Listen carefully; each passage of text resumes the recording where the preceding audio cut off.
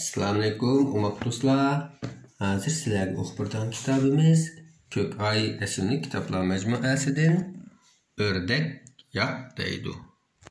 Bu kitobning avtori Timothy Elson Rich Angliyadan, rasmni suzuvchi Xannah George, tarjima qiluvchi Farida Mehmet. O'rdak ko'lchak boshqaruvchisi bo'lgandan keyin mag'rurlanib, "Pilot tushib qo'yilmaydi, suv yuzishga ruxsat yo'q" deb davron solgan bo'lib qoldi. U bolqa taxtaylarni tarang'ishtib, ogohlantirish taxtalarini yasab, ko'l bo'yiga qadab qo'ydi. Bundan ko'pchilik norozi bo'lib, ko'l bo'yidan bir-birlab ketib qoldi. Shuning bilan timtas ko'l bo'yida yolg'iz qolgan o'rdak ko'z yosh qildi. Hikoyaning o'zini anglab boqaylik, nima ish bo'pti, Vay! Deb chiroyli ko'rdik bu. O'rdak chiroyli ko'lchakda yashaydi ekan. Oq g'oz bu ko'lchakning xo'jayini ekan. Parlaq quyosh nuri ostida ko'lchakdagi suv parqirab turadi ekan. Ko'lchakning har bir a'zosi ko'lchakda xushal-xuram yashaydi ekan. Qaranglar.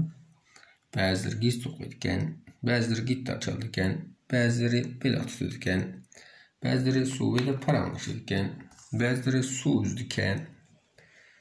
Ba'zilari piloot tutadi ekan. Shunaqa? Hammasi xushal-xuram yashaydi ekan. Bir kuni oqqoz o'rdakka: "Men nihoyat muhim bir ishni sana topshiraman. Men dem elib kelgili boradigan bo'lib qoldim. O'rnimda ko'lchak qarab qo'ygin" debdi. O'rdak buning rostiga ishonmay qoldi. Oqqoz ko'lchakka qarashni menga topshirdi deb o'ylabdi. O'rdak hayajonlanganida: "Qaraganda ko'lchakni boshqaradigan o'xshayman. Oqqoz, men cho'qim bor kuchim bilan bu xizmatning uddasini yaxshi chiqaman" debdi. O'rdak ishonch bilan maydasiga urib.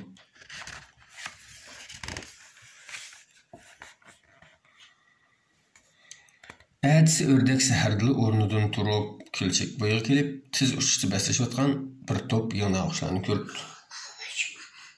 "To'xtash!" deb to'labdi o'rdak. "Men mush ko'lchakning boshqaruvchisi. Senlarning bu yerda vangildab uçup jimjitlikni buzishga ruxsat yo'q."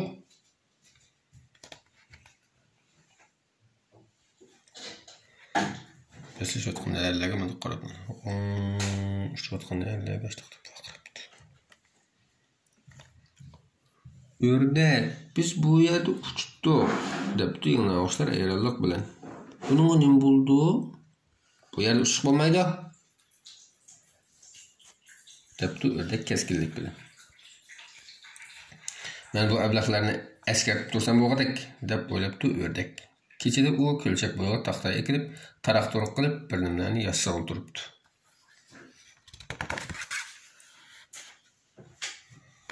Nima yasag'andi u kechacha? Wow! Qaranglar. Ertasi degan ko'pchilik ko'lchak bo'yiga qadalgan ogohlantirish taxtasini ko'ribdi. Nima yozibdi bu ko'lchak taxtasiga? Qarab boqay ogohlantirish taxtasiga. "Bu yerda muso qilish bo'lmaydi. Ko'lchakni boshqaruvchi o'rdakning buyrug'i." Qaranglar, bu buyruq hammalarni to'limi mayishlantiribdi, umidsizlantiribdi. Hech kim xo'shamabdi bu buyruqdan. Uzoq o'tmay o'rdak beliqchi qushning ko'l bo'yida beliqni tutayotganligini ko'ribdi. "Voy beliqchi!" deb baqiribdi o'rdak.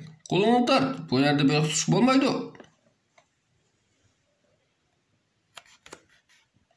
"Emisha men nega berib beliq tutaman?" debdi beliqchi norozi bo'lib. "Ishqilib, boshqa yerga bor" debdi o'rdak keskinlik bilan. U qanot quyrug'ini igiz ko'tarib, irg'angancha ketib qoldi. Uzoq o'tmay u yana bir parcha taxtaga egilib, ogohlantirish taxtasidan yana birini yasabdi. "Nima deb yozibdi deymsizlar? Beliq tutishga bo'lmaydi. O'rdakning buyrug'i. Jazman rioya qilish kerak."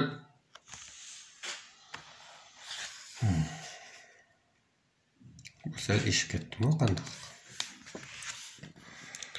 O'rdak muglab qolgan paytda bir to'p paqa ko'lchakka sakrab tushibdi. "Poltong, poltong!"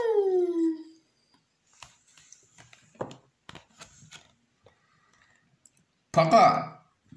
Ördek esik kelip yuqori ovoz to'labdi. Bu nima qilaringlar? Bu yerda suv sakirsanglar bo'lmaydi. Suv sakirsanglar bo'lmaydi. Paqalar perişan olib so'rabdi.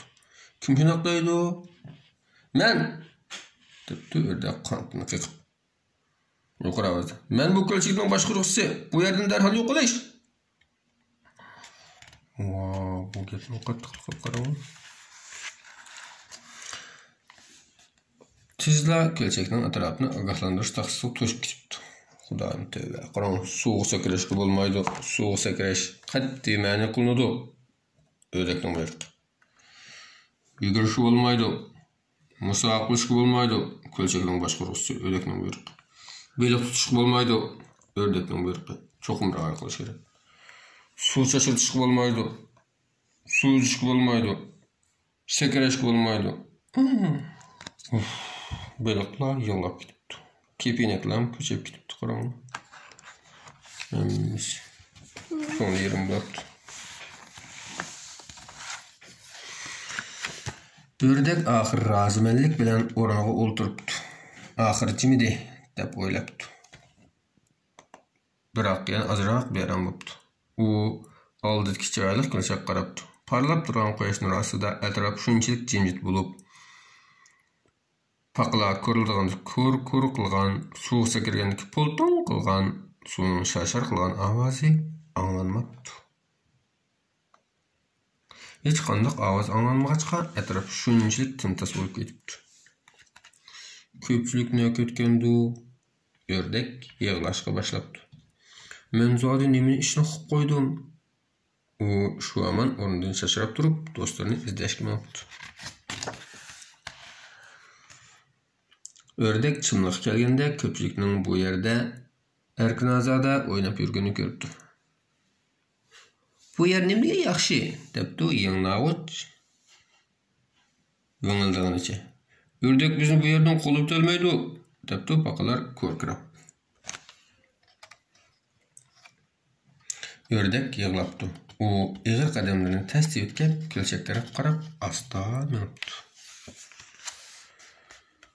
Tushdan keyin hammalar aptab qoqinib uyquga ketganda, ko'lchak tarafdan bo'lqin tanilgan ovoz anglabdi. Ah, Tangrim, deb g'o'donishdi paqalar. Ördek yana ogohlantirish taqsi yasavatganmidi? Qarang, kepinakdan qulqini yetyapti. Paqalar taqa ballarning qulqiga bir narsa qilibdi. Qulqarib ketibdi deb qarang. Ko'lchak tarafdan anglagan bo'lgan ovozi qarang'u tushkish to'xtamabdi. Aks-etganda chimliqning ustida Allohi cho'ng taxtadan birisi paydo bo'libdi. Uning o'rnida yozgandamda bu ördek. Ko'pchilik ko'chib kelganda yana bir taxtni ko'ribdi. Unda bizibdi. Ördek namaqul bo'ladi. Qaytib kelgan bo'lsanglar, bu xatni barliq yangnag'ich paqa beliqchi qushqa yozdim. Ördekdin. Bu yerda musobaqa qilishinglarni qarshi olaman. Beliq tutilgan qarmoqni haqsiz ta'minlayman.